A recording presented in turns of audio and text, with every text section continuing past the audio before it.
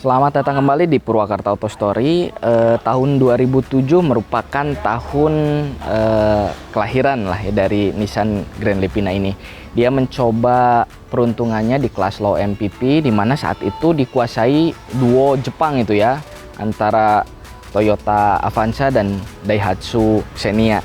Nah, sebenarnya mobil ini jadi memiliki kesan tersendiri ya di kalangan pecintanya, bahkan sempat ada yang fanatik ke mobil ini. Jadi waktu itu pilihan low MPV juga sangat terbatas dan Nissan Grand Livina ini menjadi salah satu opsi untuk sebuah low MPV pada saat itu.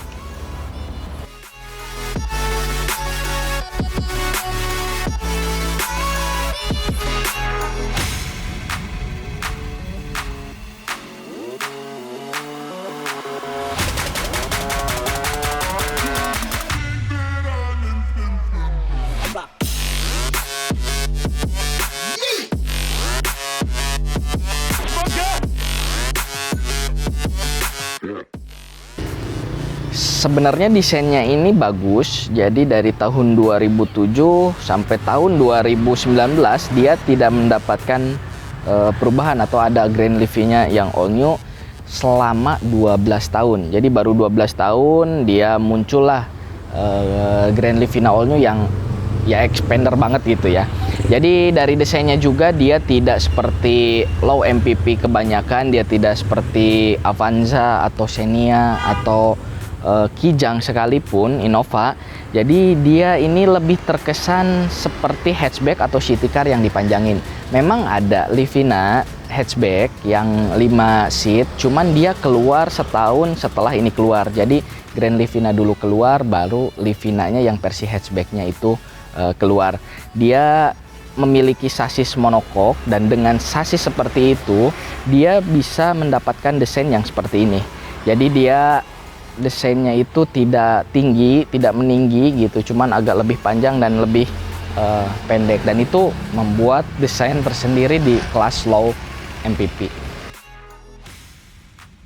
Nissan Grand Livina tahun 2012 ini masih berkode L10, dia belum L11, cuman dia hanya mendapatkan facelift di beberapa bagiannya, kayak di grill, kemudian bentuk bumper dan nuansa interior ini yang lebih menghitam dibanding dengan versi pertama keluarnya yang agak beige seperti itu gitu ya. Nah, dia juga menurut saya lebih manis tipe L10 ini dibanding L11. Sebenarnya basically sama. Dia di L11 itu hanya bermain di sekitar headlamp, grill, bumper dan stop lamp belakang. Cuman kesannya itu lebih terkesan lebih mengkotak ini gitu ya. Jadi saya lebih condong dan lebih suka ke Grand Livina tipe L10 ini. Kita lihat dari atas. Jadi dari atas sebenarnya dengan L11 juga tidak ada perubahan, sama dia juga wiper seperti ini dan ada washernya. Bentuk cupnya juga dia memiliki 2 garis lekukan seperti ini yang itu membuatnya terkesan lebih berotot gitu ya. Kemudian di headlamp, nah headlampnya ini sebenarnya ini sudah ada sedikit rekondisi ya, karena headlampnya ini agak sedikit menguning. Dan di grillnya ini bukan grill orisinilnya, dia memakai grill aftermarket. Nah, ini adalah Nissan Grand Livina tipe SP, di mana tipe SP itu tidak memiliki fog lamp. Jadi fog lamp ini aftermarket juga, dia ditambahin oleh ownernya. Kita lihat di bagian sampingnya. Jadi di sampingnya untuk velg dan ban sebenarnya dia memakai ring 15, cuman ini sama ownernya juga sudah diganti dengan velg aftermarket. Dia memakai ban ring 16 dengan profil bannya 205/55 ring 16. Kemudian di sini dia mendapatkan sen di fender ini untuk sen sebelah sampingnya, dan spionnya. Jadi untuk tipe SP ini spionnya belum electric mirror, jadi dia masih manual, cuman dia pelipatan karena ini juga sudah diganti dengan aftermarket, jadi orisinilnya nggak gini gitu ya. Jadi pelipatannya juga dia sudah seperti spion yang memiliki electric mirror, padahal ini masih manual gitu ya.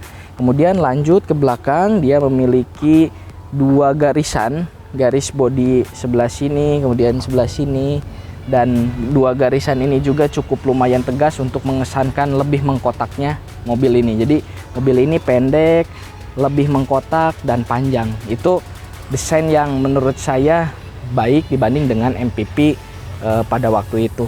Kemudian door handle-nya juga, door handle-nya ini kalau orisinilnya ini kan warna hitam, kalau ini sudah di repaint jadi senada warna bodinya juga gitu. Nah, untuk pengereman, jadi dia pengereman depan sudah memakai cakram dan belakang masih tromol. Nah, kita lihat bagian belakang dari Nissan Grand Livina SP tahun 2012 ini. Jadi di atas dia ada spoiler ya. Jadi spoiler ini aftermarket juga spoilernya. Kemudian dia ada washer di sini, washer untuk membasuh kaca belakang. Cuman di bagian kaca belakang dia tidak memiliki defogger, dia hanya memiliki washer dan wiper ini untuk kaca belakangnya. Desain belakangnya juga polos, simple gitu ya, tidak terlalu banyak ornamen reflektor seperti apa. Jadi Nissan L10 ini menurut saya lebih simpel dibanding dengan Grand Livina yang L11 gitu ya. Kemudian kita lihat bagasinya. Ini tuas pembukanya seperti ini gitu. Nah, tuas pembukanya seperti ini, dan kita lihat bagasinya ini sebenarnya bagasinya tidak terlalu istimewa ya dibanding dengan Avanza Xenia, ya dia hampir seukuran lah. Tapi kalau dia dilipat, ini pelipatannya tinggal kita tarik dan lipat seperti ini, dia bisa mendapatkan bagasi yang rata lantai. Jadi ini cukup lebih praktis dibanding dengan Avanza Xenia, cuman bagasinya memang tidak istimewa gitu, hampir sama dengan Avanza Xenia.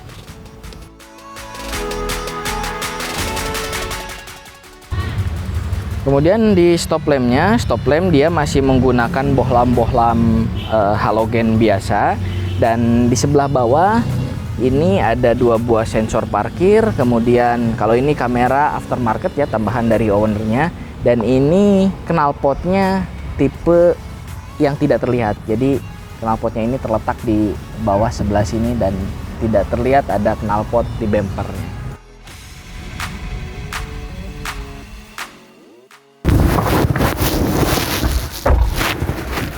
Kita sekarang lagi ada di interior dari Nissan Grand Livina L10 yang sudah facelift.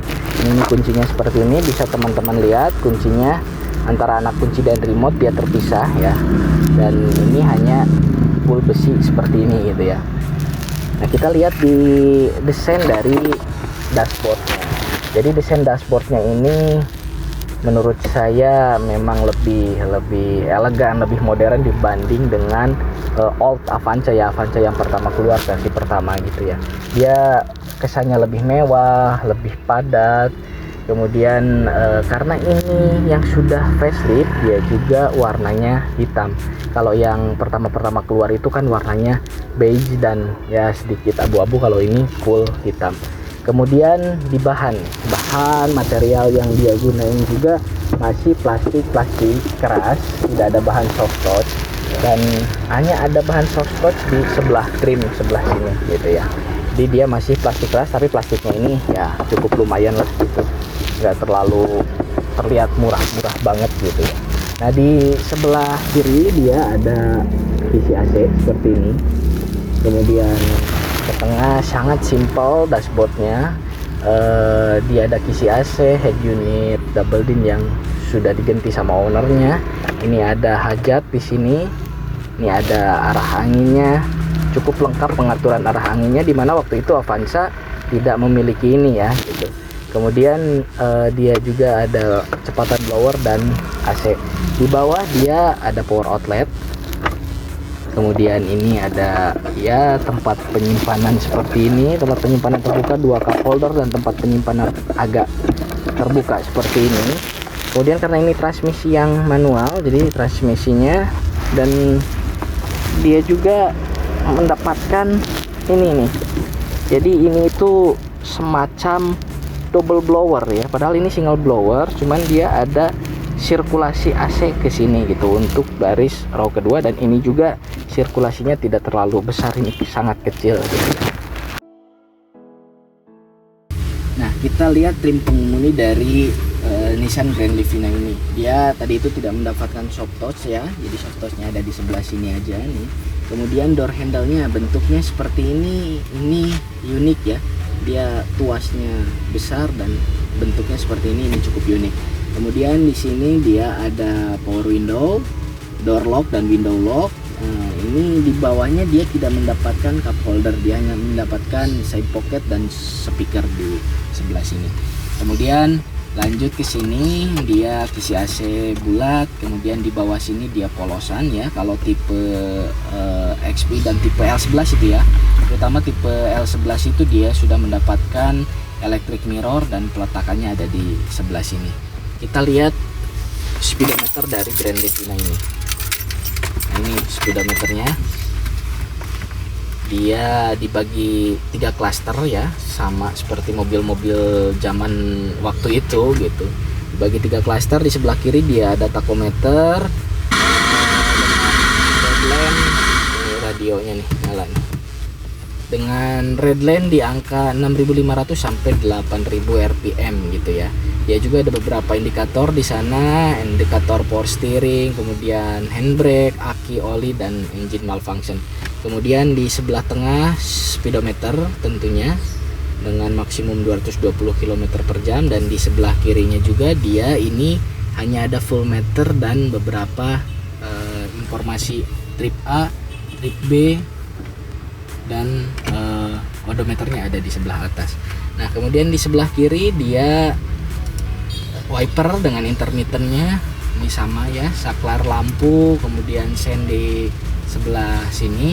Dan bentuk setirnya, kita lihat setirnya ini dia pengaturannya sudah ada tilt steering, meskipun belum teleskopik ya, sudah ada tilt steering untuk tipe SP ini. Dan bentuknya ini cukup lumayan nyaman, jadi lingkarannya tidak terlalu besar dan ini enak digenggam gitu ya. Jadi setirnya ini good job lah. Kemudian lanjut ke jok. Jadi bahan joknya seperti ini. Dia bahan kain yang tidak terlalu lembut sebenarnya.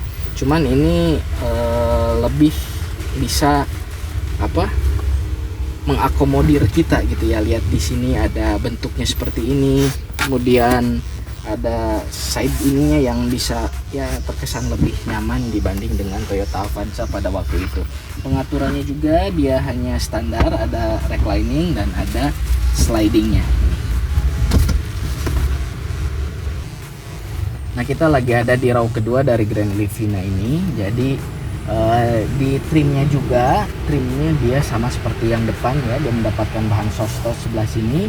Bentuk door handle-nya juga yang seperti ini unik, ada power window dan hanya ada side pocket yang benar-benar mini di sini ya. Speaker ini udah ada untuk tipe facelift ini. Kalau yang belum facelift itu speaker hanya ada 2 di depan untuk tipe SP-nya. Dan di sebelah sini dia polos, dia tidak mendapatkan back pocket gitu ya. Jadi makanya ownernya menambahkan ini nih untuk menyimpan barang ya. Kemudian di belakang juga dia tidak ada double blower, dia hanya ada lubang kisi AC di sini. Ini sebenarnya single blower dan ini adalah sirkulasi AC dari depan ke sini gitu ya. Jadi dia tidak ada double blower, padahal ini MPV 7 seater di mana orang-orang membutuhkan double blower ya. Kemudian dia juga, nah ini dia ada armrest dan ada 2 cup holder di sini. Dan untuk urusan legroomnya dia cukup lega ya. Jadi ini adalah posisi mengemudi saya tadi dengan tinggi badan 173 cm. Kita masih mendapatkan legroom yang cukup luas di mobil ini, dan headroom juga yang ya masih jauh lah, sekitar ada 20 cm lebih. Padahal kalau kita lihat di luar, mobil ini terkesan lebih pendek gitu ya. Pas kita masuk ke dalam dia tidak pendek sama sekali, dia memiliki headroom yang cukup luas gitu ya. Kemudian untuk urusan pengaturan kursinya nih, dia ada sliding di row kedua dan slidingnya ini cukup jauh ya. Ini cukup enak slidingnya, agak gampang ke depan, tapi kalau ke belakang ini agak sedikit berat. Kemudian untuk recliningnya, dia bisa reclining, cuman agak sedikit susah ya, berbeda dengan Avanza yang ada di sini, sebelah sini pengaturannya. Kalau ini ada di ujung sebelah sini, jadi kalau kita mau ngatur recliningnya, kita agak kesulitan tarik dan kita atur gitu. Kita coba ke row ketiga. Nah, kita coba masuk ke row ketiga dari Grand Livina ini. Ini pelipatan kursinya seperti ini, jadi agak cukup nggak simpel juga ya. Kita tarik ini sampai ke atas banget dan dia otomatis sliding ke depan gitu. Nah, untungnya Grand Livina ini nggak terlalu tinggi, jadi kita nggak terlalu susah untuk masuk ke row ketiga dari Grand Livina. Kita masuk nih. Nah, kita ada di row ketiga dan ini posisi duduknya benar-benar nggak nyaman karena ini terkesan lebih jongkok gitu ya. Kursinya ini terlalu pendek ke lantai, jadi kita ini bukan kayak duduk tapi lebih terkesan jongkok dan ini gak nyaman sama sekali untuk perjalanan jarak jauh. Kemudian untungnya kita masih mendapatkan ini lampu di bagian belakang. Ini sebenarnya untuk mengakomodir bagasinya. Dan kita lihat legroomnya nih. Jadi legroomnya, kalau kita berada di sini dengan kursi melipat seperti ini tidak mendapatkan legroom sama sekali. Jadi untuk row ketiga dari Grand Livina ini ya kurang nyaman lah untuk diduduki dewasa. Nah, kita lihat mesin dari Nissan Grand Livina ini ya. Jadi di ruang mesinnya bisa teman-teman lihat memang tidak terlalu rapi, dia masih berantakan, beberapa kabel ada di sini. Kemudian catnya juga dia hanya dicat warna dasar. Tipe SP dia tidak memiliki peredam sama sekali di sebelah kap mesinnya. Dan mesinnya ini menggunakan mesin berkode HR15DE dengan kubikasi mesin 1500 cc DOHC. Dia juga memiliki beberapa teknologi di mesinnya, yaitu satu, dia pakai injektor yang ganda gitu ya. Ini tidak sama dengan MPV yang lain, dia memiliki injektor yang ganda dan dia juga memiliki sistem VCT-nya gitu ya di labnya gitu. Nah, ini mesinnya ini rata-rata orang mengeluhkan loyo di putaran RPM di bawah 3000 karena memang karakter dari Nissan Grand Livina ini mesinnya ini cukup terasa akselerasi dan tenaganya di atas 3000 RPM gitu. Jadi untuk memakai mobil Grand Livina ini harus sedikit tricky gitu ya. Jadi tidak setiap orang bisa mendapatkan power yang maksimal dari mobil ini, tapi untuk sebagian orang yang sudah terbiasa memakai Grand Livina ini, dia cukup enak dikendarai gitu ya. Oke, terima kasih telah menonton video ini dari awal sampai akhir. Bantu like, komen, dan subscribe agar kita lebih bersemangat dalam membuat video-video berikutnya. Share juga video ini kalau video ini dirasa bermanfaat. Saya Herullah, sampai jumpa.